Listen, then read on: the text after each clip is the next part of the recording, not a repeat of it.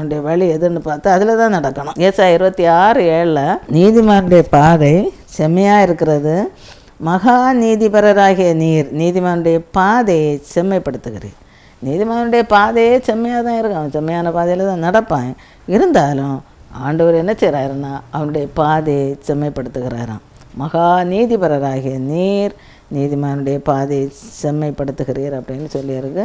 அதனால் நீதிமானுடைய பாதையில், கர்த்தருடைய பாதையில், நல்ல வழியில் நம்ம நடக்கணும். தீமையான துன்மார்க்கருடைய பாதையில் போகக்கூடாது. அடுத்து இன்னொன்று, ஒரு சமனான பாதையில் செல்லணும் அப்படின்னு பார்க்குறோம். ஆனால் அந்த சமனான பாதையில் போனால் அது ஆத்மாவை காக்கிறான், அவனுடைய ஆத்மாவுக்கு இளைப்பாறுதல் கிடைக்குங்கிறது நீதிமொழிகள் 16:17 சொல்லியிருக்கு. தீமையை விட்டு விலகுவதை செம்மையானவர்களுக்கு சமனான பாதை. தன் நடையை கவனிக்கிறவன் தன் ஆத்மாவை காக்கிறான். தீமையை விட்டு விலகிறதே, தீமையை விட்டு கர்த்தருக்கு பயப்படுகக்கூடிய பயம் இருந்தாலே போதும், தீமையை விட்டு விலகிடுவாங்க. அந்த தீமையை விட்டு விலகுகிறது தான் கர்த்தருக்கு பயந்து அவருடைய வழியில் நடக்கணும்.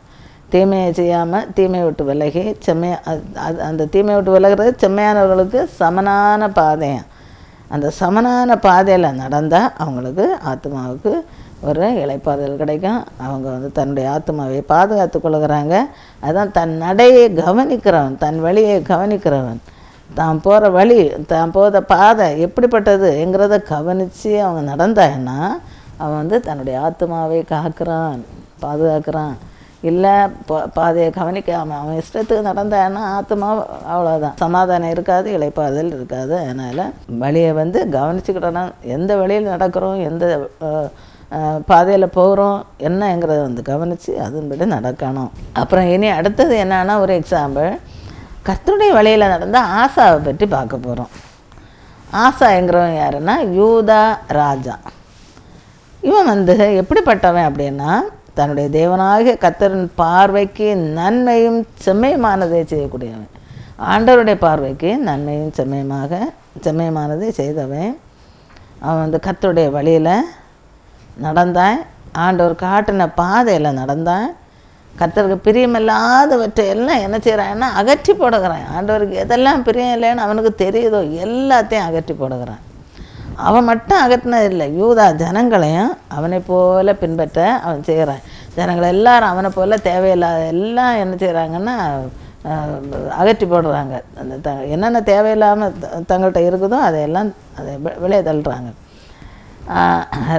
அது 2 நாளாகவும் 14:3 அந்த வசனங்களை பார்க்கும்போது, அந்நிய தேவர்களின் பலிபீடங்களையும் மேடைகளையும் அகற்றி சிலைகளை உடைத்து விக்கிரகத்தோப்புகளை வெட்டி, 4வது வசனம், தங்கள் பிதாக்கள் தேவனாகிய கர்த்தரை தேடவும் நியாயப்பிரமாணத்தின்படியும் கற்பனையின்படியும் செய்யவும் யூதருக்கு கற்பித்து அப்படின்றது.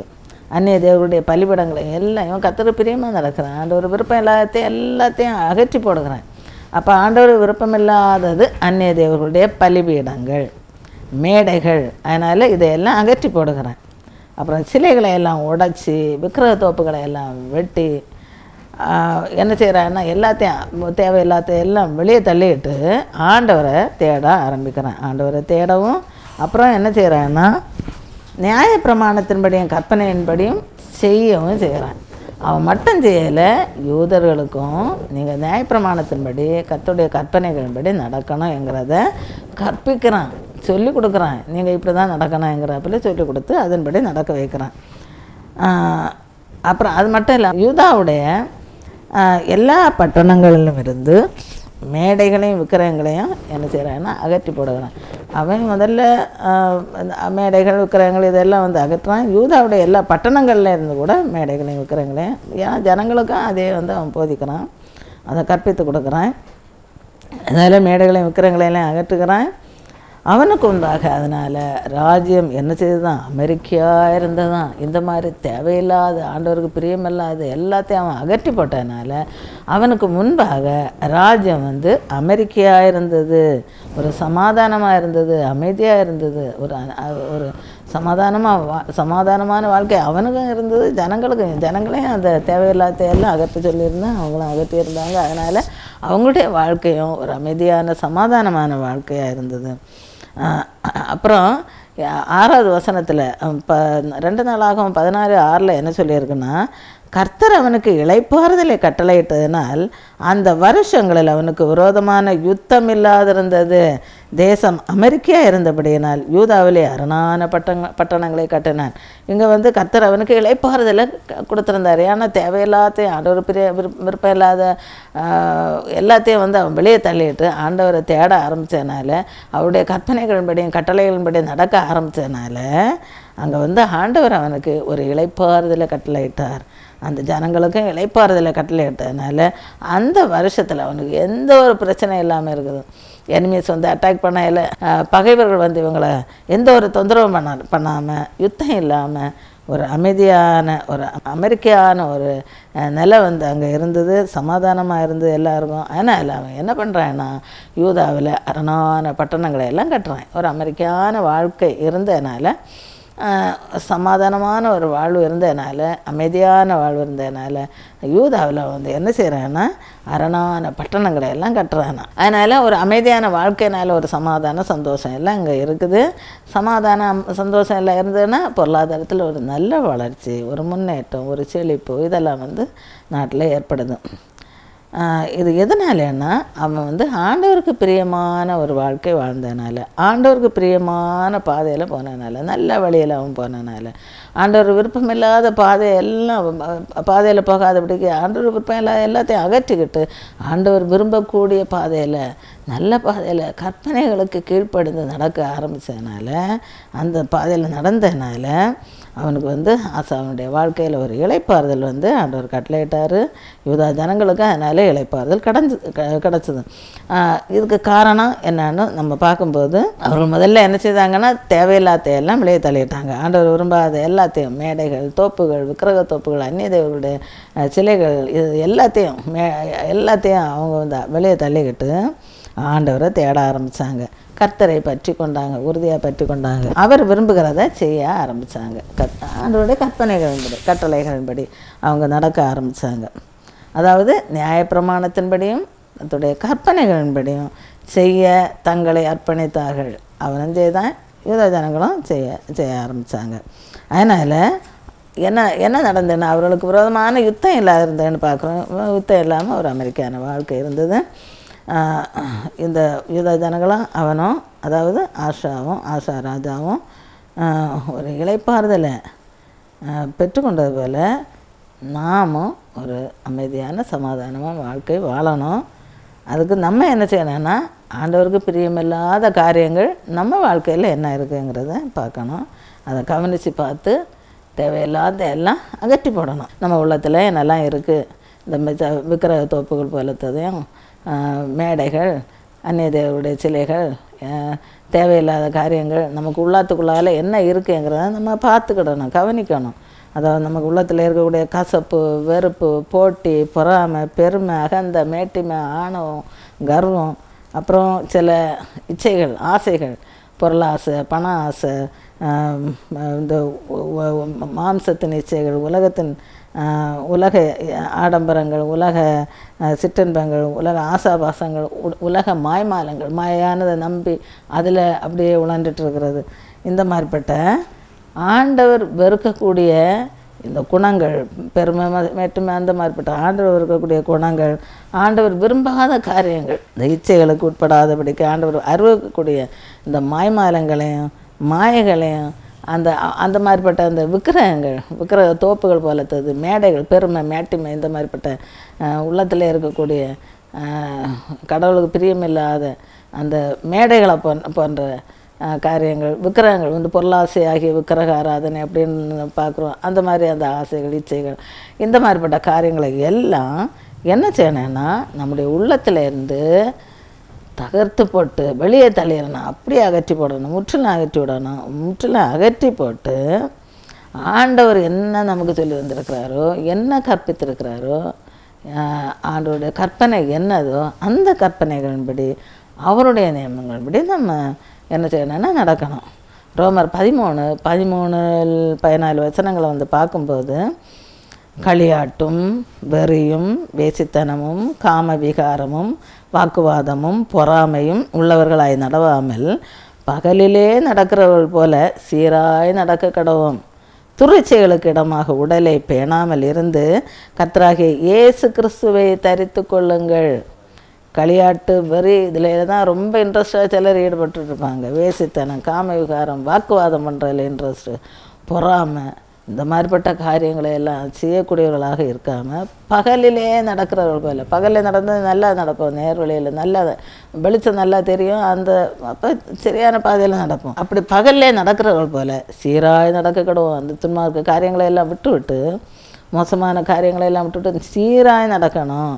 துரிச்சைகளுக்கு இடமாக உடலை பேணாமல் இருந்து கர்த்தராகிய இயேசு கிறிஸ்துவை என்ன செய்யணுமா? தரித்து கொள்ளணுமா? கர்த்தராகிய இயேசு கிறிஸ்துவை தரித்து கொண்டு ஆண்டவர் காட்டில் வழியில் அவர் சொல்லி தருவார். இந்த வழி நல்லது, அது மோசம், இது நல்லது, இந்த வழியில் நடக்கணும் என்னங்கிறத அவர் சொல்லி தருவார். அந்த வழியில் நடக்கணும். கிறிஸ்துவை தரித்து கொண்டு அவருக்கு பிரியமான அவர் காட்டுற வழியில் நம்ம நடந்தால் நமக்கு என்ன கிடைக்கும்னா இளைப்பாறுதல் கிடைக்கும், சந்தோஷம் கிடைக்கும், சமாதானம் கிடைக்கும், ஆசீர்வாதமும் கிடைக்கும். ஆசாவின் வாழ்க்கையில் நம்ம பார்க்குறோம். அவனுடைய வாழ்க்கையில் ஒரு யுத்தமில்லாத ஒரு அமைதியான ஒரு வாழ்க்கை கிடச்சது. ஏன்னா தேவையில்லாத அகற்ற வேண்டிய எல்லாத்தையும் அகற்றி போட்டான். ஒன்றும் வச்சுக்கிடல. யூதா ஜனங்களையும் அகற்ற சொன்னேன். அவங்களும் சமாதானமாக இருக்கிறாங்க, இவனும் சமாதானமாக இருக்கிறான், அமைதியாக இருக்கிறான், இளைப்பாறுதலோடு இருக்கிறான். அதனால் நம்முடைய வாழ்க்கையிலையும் ஒரு அமைதியான யுத்தம் இல்லாத, யுத்தம்னா போராட்டம், பிரச்சனை, இந்த மாதிரிப்பட்ட காரியங்கள் அது இல்லாமல் ஒரு நல்ல ஒரு வாழ்க்கை நமக்கு கிடைக்கணும். நம்ம தேவையில்லாததெல்லாம் நம்ம அகற்றணும்.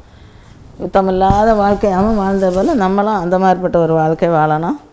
பிரச்சனைகள், போராட்டங்கள் இல்லாத ஒரு வாழ்க்கை, அல்லது வியாதி, வறுமை, கடன் பாருங்கள், இந்த மாதிரிப்பட்ட காரியங்களெல்லாம் இதெல்லாம் சாத்தானுடைய ஒரு தாக்குதல். அந்த மாதிரிப்பட்ட இந்த வறுமை, வியாதி, அப்புறம் கடன் வாங்க வச்சு அந்த கடன் பாரத்துக்குள்ளால மூக்க வச்சு இதெல்லாம் சாத்தனுடைய தாக்குதல். இந்த மாதிரி இதெல்லாம் இல்லாமல் ஒரு சமாதானமான வாழ்வு, சுக வாழ்வு, ஆசீர்வாதமான வாழ்வு உண்டாகணும். அதுக்கு என்ன செய்யணும்? கர்த்தருடைய பாதையை தெரிந்து கொண்டு அதில் நடக்கணும். இப்படி கர்த்தருடைய பாதையில் நடக்கும்போது நமக்கு ஆசீர்வாதம் கிடைக்கும், மகிழ்ச்சி வரும், எல்லா பாவ, சாப, வியாதி கட்டுகள் இருந்தும் நமக்கு விடுதலை கிடைக்கும், ஒரு மீட்பு கிடைக்கும். எப்போ நமக்கு அந்த மாதிரிப்பட்ட ஒரு விடுதலை கிடைக்கும் அப்படின்னா ஆண்டவருக்கு அதை அகற்றணும். அகற்றிட்டு ஆண்டவருக்கு பிரியமான வழியில் நடக்கணும். அவரை காட்டி தரக்கூடிய வழியில், அவர் வேதத்தில் சொல்லியிருக்கிற அந்த அவருடைய கற்பனைகளின்படி, கட்டளைகளின்படி நடக்க ஆரம்பிக்கணும். அப்படி நம்ம நடக்க ஆரம்பிக்கும்போது உன் சுகவாழ்வு சீக்கிரத்தில் தொழுத்து, உன் நீதி உனக்கு முன்னாலே செல்லும், கர்த்தருடைய மகிமை உன்னை பிறகாலே காக்கும் அப்படின்னு சொல்லியிருக்கு. இப்படி ஆண்டவருடைய பாதையில் நடக்கும்போது, ஆண்டவருடைய அந்த கற்பனைகளின்படி நடக்கும்போது, கட்டளைகளின்படி நடக்கும்போது என்ன செய்யணும்னா சுக வாழ்வு சீக்கிரத்தில் துளர்க்கும், சுக வாழ்வு கிடைக்கும். அதுபோல் உன் நீதி உனக்கு முன்னாலே செல்லும், கர்த்தருடைய மகிமை உன்னை பிறகாலே காக்கும் அப்படின்றது. அதாவது மனசாட்சியின்படி, வேத வசனங்களின்படி நம்முடைய வாழ்க்கையை அமைத்து கொள்ளணும். வசனங்களின்படியும் வாழ்க்கையை அமைத்து தேவனுக்கு முன்பாக நம்ம உத்தமமாக நடக்கும்போது தான் ஒரு சுக வாழ்வு நமக்கு கிடைக்கும். கர்த்தருடைய வசனத்தின்படி நடக்கணும். வசனத்தில் சொல்லி இருக்கக்கூடிய அந்த சத்தியத்தை கேட்டு அல்லது வாசித்து அறிந்து அந்த கற்பனைகளின்படி நம்ம நடக்கும்போது சுக வாழ்வு உண்டாகும். கர்த்தருடைய மகிமை நம்ம என்ன செய்வோம்? இங்கே என்ன கொடுத்துருக்கோன்னா கர்த்தருடைய மகிமை உன்னை பிறகாலே காக்கும் அப்படின்னு. கர்த்தருடைய மகிமை நம்ம மூடி பாதுகாக்கும், சுக வாழ்வு துளிர்க்கும் சீக்கிரத்தில். அப்புறம் கர்த்தருடைய மகிமை நம்மை மூடி பாதுகாக்கும். அது மட்டும் இல்லாமல் அவருடைய சட்டைகளின் கீழே நமக்கு அடைக்கலம் கிடைக்கும். ஆண்டவருடைய பிள்ளைகளாக நம்ம வாழும்போது தேவையில்லாத எல்லாவற்றையும், ஆண்டவருக்கு பிரியமில்லாத எல்லாவற்றையும் வெளியே தள்ளிவிட்டு அகற்றி விட்டு நம்ம ஆண்டவருடைய பாதையில் நடக்கும்போது, அவருடைய கற்பனைகளுக்கு கீழ்ப்படி நடக்கும்போது சுக வாழ்வு கிடைக்கிறது மட்டும் இல்லை, அவருடைய மகிமை நம்மை மூடி பாதுகாக்கிறது மட்டும் இல்லை, அவருடைய செட்டைகள் மறைவில் நமக்கு ஒரு அடைக்கலம் கிடைக்கும். ஏன்னா அவர் செட்டைகள் மறைவில் ஒழித்து வைத்து நம்ம பாதுகாப்பார். அவர் சொல்லியிருக்கார், என் உள்ளங்கையில் உன்னை வரைந்திருக்கிறேன் அப்படின்னு சொல்லியிருக்கிறார் இல்லையா? அதுபோல் உள்ளங்கையில் வச்சு பாதுகாப்பார், கண்மணி போல் காப்பார். உன்னை தொடுவோன் என் கண்மணியை தொடுகிறான் அப்படின்னு சொல்லியிருக்கோம்.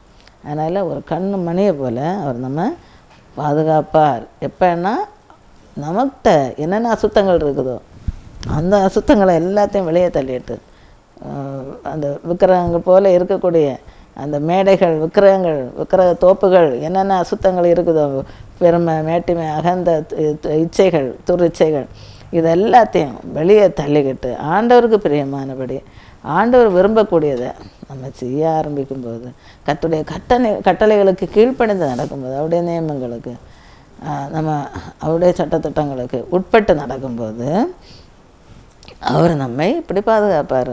சட்டைகள் மறைவில் ஒழிச்சு வச்சு பாதுகாப்பார். கண்மணி போல் நம்ம பாதுகாப்பார். ரூத்து 2:12 என்ன சொல்லியிருக்குன்னா, உன் செய்கைக்கு தக்க பலனை கர்த்தர் உனக்கு கட்டளையிடுவாராக அப்படின்னு. நீ எப்படி செய்கிறியோ அதுக்கு தகுந்தாப்புல உள்ள பலன் உனக்கு கிடைக்கும். அதுபோல் இஸ்ரவேலின் தேவனாகிய கர்த்தருடைய செட்டைகளின் கீழ் அடைக்கலமாய் வந்த உனக்கு அவரால் நிறைவான பலன் கிடைப்பதாக என்றான். போவாஸ் ரூத்திட்ட சொல்கிறான், இஸ்ரவேலின் தேவனாகிய கர்த்தருடைய செட்டைகளின் கீழ் அடைக்கலமாய் வந்த உனக்கு அவராலே நிறைவான பலன். யார் வேற எங்கேயும் போகலை, இஸ்ரவேலின் தேவனாகிய கர்த்தருடைய செட்டைகளின் கீழே தான் அடைக்கலமாக வந்திருக்கிற. அதனால் உனக்கு அவராலே நிறைவான பலன் கிடைக்கும். அந்த அடைக்கலமாக வந்த ஒன்றை ஆண்டவர் தூர தள்ள மாட்டார். நீ ஆண்டவர் பிரியமாக நடக்க அர்ப்பணிச்சு ஆண்டவர் பிரியமாக நடந்தேன்னா உன்னை வெளியே தள்ள மாட்டார், உன்னை துரத்த மாட்டார், உனக்கு தொந்தரவு வர அவர் விட மாட்டார். செட்டைகள் மறைவில் ஒழித்து வைத்து அவர் பாதுகாத்து உனக்கு தேவையான நிறைவான பலனை அவர் தருவார். அது உனக்கு கிடைக்கும் அப்படின்னு சொல்லிட்டு போக சொல்கிற போல் நமக்கும் கிடைக்கும். அதனால் ஆண்டவர் பிரியமாக நடக்க நம்ம அர்ப்பணிக்கணும். நம்ம இயேசுவனுடைய வழியில், ஆண்டவர் காட்டின வழியில், இயேசு கிறிஸ்து என்ன வழி காட்டினாரோ அந்த வழியில் நம்ம நடக்கும்போது நமக்கும் ஒரு நிறைவான பலன், நிறைவான நன்மைகள் நமக்கு கிடைக்கும். அதனால் என்ன செய்யணும்னா ஆண்டவரை ஏற்றுக்கொள்ளணும். ஆண்டவராகிய இயேசு கிறிஸ்துவை ஏற்றுக்கொண்டு அவருடைய செட்டைகளின் கீழே அடைக்கலமாக வரணும். அடைக்கலமாக ஒவ்வொருத்தரையும் அவர் என்ன செய்வாருன்னா பாதுகாப்பார். அவருடைய கற்பனைகளுக்கு கீழ்ப்படிந்து நடக்கணும். அவருடைய கற்பனைகள் 2 தான் அவர் சொல்லியிருக்கிறாரு. அதாவது தேவனாய கர்த்தரை முழு இதயத்தோடும் முழு மனத்தோடும் அன்பு கூறுவாய். கடவுளை நேசிக்கணும், கடவுள்கிட்ட அன்பு கூறணும். 2வது உன்னை போல் பிறனையும் நேசி, பிறன் மேலே அன்பு காட்டணும். கடவுளை நேசிக்கணும், பிறன் மேலே நேசிக்கணும். இந்த 2ஐயும் தான் அவர் சொல்லியிருக்காரு. இந்த 2ஐயும் அந்த கற்பனைகளுக்கு கீழ்ப்படிந்து நடந்தால் என்ன ஆண்டவர் தன்னுடைய செட்டைகள் மறைவில் ஒழிச்சு நம்ம பாதுகாப்பார். எந்த தீங்கு அணுகாதபடிக்கு அவர் பாதுகாத்துக்கிடுவார். அதுபோல் நிறைவான பலன், நிறைவான நன்மை நமக்கு கிடைக்கும்படி செய்வார், அவர் தருவார். அவருடைய கிருபை ஏராளமாக நமக்கு கிடைக்கும். சங்கீதம் 25:10 கர்த்தருடைய உடன்படிக்கையையும் அவருடைய சாட்சிகளையும் கை கொள்கிறவர்களுக்கு அவருடைய பாதைகள் எல்லாம் கிருபையும் சத்தியமானவைகள். ஆண்டவருடைய உடன்படிக்கையும் அவருடைய சாட்சிகளையும் கை கொண்டு நடக்கிறவங்களுக்கு அவருடைய பாதைகள் எல்லாம் கிருபையான பாதையாக இருக்குமா, சத்தியமானவைகள், சத்தியமும் கிருபை நிறைந்த பாதையாக அது இருக்கும். அந்த பாதையில் நடக்கிறவங்களும் எந்த ஒரு கவலையும் இல்லை, சமாதானமான ஒரு வாழ்வு இருக்கும். அவங்களுக்கு சந்தோஷமாக இருப்பாங்க, மனமகிழ்ச்சியாக இருப்பாங்க. அதனால் அந்த பாதையை நம்ம தெரிந்து கொண்டு அதில் நடக்கணும். தீமையான வழியில் போயிடக்கூடாது. அதுக்கு நம்ம என்ன செய்யணும்னா முதல்ல பாவ மன்னிப்பை பெற்றுக்கொள்ளணும். பாவ மன்னிப்பாக தாவீது வேண்டுதல் செய்கிறாரு. எப்படி அவர் வேண்டுதல் செய்கிறாருன்னா, சங்கீதம் 25:11 கர்த்தாவே என் அக்கிரமம் பெரிது, உம்முடைய நாமத்தின் நிமித்தம் அதை மன்னித்தரலாம். அவர் தன்னுடைய பாவத்தை அக்கிரமத்தை ஒத்துக்கொள்கிறார். என்னுடைய அக்கிரமம் பெரிதுன்னு. நம்முடைய அக்கிரமம் தான், பாவங்கள், அக்கிரமங்கள், மீறுதல்கள் இதெல்லாம் பண்ணிவிட்டு வேண்டாம் வேலையெல்லாம் பண்ணிவிட்டு அப்படியே இருக்கிற நம்முடைய பாவத்தை ஒத்துக்கொள்ளாமல் நான் ஒரு பாவம் செய்யலைன்னு அப்படின்னு இருக்கிறது. அந்த மாதிரி இருந்தால் அவர்களுக்கு மீட்பு கிடைக்கிறதுக்கு சான்ஸே இல்லை. அதனால் தாவீது சங்கீதக்காரர் சொல்கிறது போல் என்னுடைய அக்கிரமம் பெரிது, ஆண்டவரே உம்முடைய நாமத்தின் மீது அதை மன்னித்தரலாம், நீர் மன்னியும் அப்படி ஆண்டவருடைய பாதத்தில் போகணும். ஆண்டவருடைய பாதத்தில் போய் ஆண்டவரே நான் செய்த பாவங்களெல்லாம், இதெல்லாம் நான் செய்த பாவங்கள், இந்த பாவங்களை எல்லாத்தையும் நீர் மன்னிக்கணும், என்னுடைய அக்கிரமங்கள் மீது எல்லாத்தையும் நீர் மன்னியும் அப்படின்னு சொல்லிட்டு தன் பாவங்களை மறைக்கிறவன் வாழ்வுடைய மாட்டான், அவைகளை அறிக்கை செய்து விட்டு விடுகிறவனோ இரக்கம் பெறுவான் அப்படின்னு வசனத்தில் சொல்லியிருக்கு. அப்போ அறிக்கை செய்து விட்டு விட்டு ஆண்டவர் பிள்ளைகளாக மாற நம்ம ஒப்பு கொடுக்கணும். அப்படி மாறும்போது கடவுள் அவருடைய இரக்கங்களை நமக்கு கிருபையை நமக்கு பொழிந்தருள்வார், ஆசீர்வாதத்தை தருவார், நன்மைகளை அதனால் நம்ம நிரப்புவார். அதனால் அவருக்கு பிரியமாக நடக்கணும். அவர் மன்னிப்பு கேட்கும்போது மன்னிக்கிறதுக்கு அவர் தயபெருத்தவர் அப்படின்னு பார்க்குறோம். அவர் நமக்காக தான் ஆண்டவராகிய இயேசு கிறிஸ்து நம்முடைய பாவங்களை மன்னிக்கணும், நம்முடைய அக்கிரமங்கள் மீதுகள் எல்லாவற்றையும் மன்னிக்க வேண்டுங்கிறதுக்காக தான் அவர் இந்த உலகத்தில் மனிதனாக அவதரித்து பல பாடுகளையும் பட்டு கல்வாரி சிலுவையில் ஆணிகளால் அடிக்கப்பட்டு ரத்தம் சிந்தி மறித்து வைத்தார். அதனால் அவரை அண்டிக் கொள்ளுகிற யாவரும் பாக்கியவான்கள் அவரை அண்டிக் கொள்ளணும். அவரிடத்தில் நம்ம போகணும். அவரிடத்தில் நம்ம போகும்போது அவர் நமக்கு மீட்பை தருவார். அவர் நம்மை ரட்சிக்க அவர் ஆவல் உள்ளவராக இருக்கிறாரு. எந்த பாவையும் அவர் தள்ளமாட்டேன்னு சொல்கிறாரு. அதனால் பாவம் செய்தால் அது மன்னிப்பு கேட்டுட்டு அவருடைய அந்த சித்தஞ்செய்யை அர்ப்பணித்து அவருடைய சித்தஞ்செய்கிறவெல்லாம் மாறும்போது நல்ல வழியில் நடக்கும்போது ஆண்டவர் அந்த ஆசீர்வாதத்தை எல்லாம் நமக்கு தருவார். அவருடைய ரத்த சகல பாவங்களை சுத்திகரிக்க வல்லமை உள்ளதாக இருக்குது. எப்படிப்பட்ட பாவமாக இருந்தாலும் அதை எல்லாத்தையும் நீக்கி சுத்திகரிக்க வல்லமை உள்ளதாக இருக்கிறது அவருடைய அந்த கல்வாரி சிலுவையில் அவர் சிந்தின அந்த ரத்தம். அவரால் அன்றி நமக்கு மீட்பம் இல்லை, மன்னிப்பும் கிடையாது, விடுதலையும் இல்லை. அதனால் அவர்கிட்ட போய் அவர்கிட்ட மன்னிப்பை பெற்றுக்கொள்ளணும். அவர் தான் மீட்டுக்கொள்கிறவர், ரட்சிக்கிறவர், நம்மை பாதுகாக்கிறவர், நல்ல வழியை காட்டி தருகிறவரும் அவர் தான். அவரை அண்டிக் கொள்ளுகிற யாவரும் வாக்கியவான்களாக இருக்கிறனால அவரை அண்டிக் கொள்ளும். அவருடைய ஆசீர்வாதத்தை சுதந்திரித்து கொள்வதுக்கு உள்ள தகுதியை பெற்றுக்கொள்ளும், சுதந்திரித்து கொள்ளும். அவர் நாம் எந்த வழி அதாவது எது நல்ல வழி அப்படின்னு சொல்லிட்டு அவர் போதித்து தருவார். அந்த வழியில் நம்ம நடக்கும்போது நம்முடைய ஆத்மாவும் நன்மையை சுதந்திரித்து கொள்ளும். அதனால் அவர் காட்டுற வழியில் நடக்கணும். அதுதான் நல்ல வழி. ஆண்டவர் இயேசு காட்டுற வழியில் நடக்கணும். ஆண்டவர் இயேசு காட்டக்கூடிய வழி நல்ல வழி. அதில் நடப்போம், ஆசீர்வாதத்தை பெற்றுக்கொள்வோம், சமாதான வாழ்வும் நமக்கு கிடைக்க நம்ம தான் அந்த வழியில் நம்ம நடக்கணும்.